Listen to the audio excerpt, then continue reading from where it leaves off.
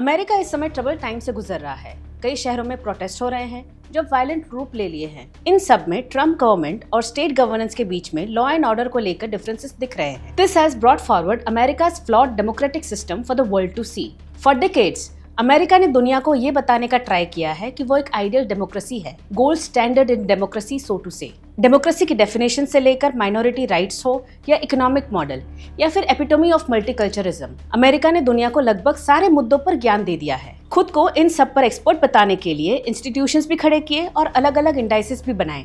दूसरे देशों में डेमोक्रेसी एस्टैब्लिश करने के नाम पर सिविलाइजेशनल नेशंस पर बॉम्ब्स गिराए।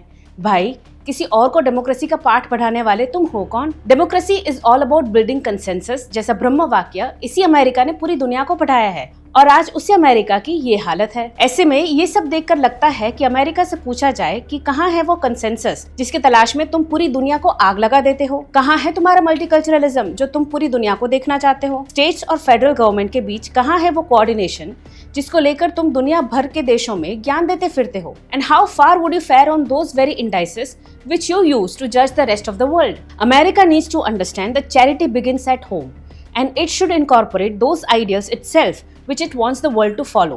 Civilizational nations such as India, Iran, China are far older than America and are much better placed at speaking about multiculturalism. America का multiculturalism manufactured है, जबकि बाकी देशों में ये एक culture tradition रहा है. They have built on it and developed it. It is high time America evaluated its own democratic norms to effect the desired changes.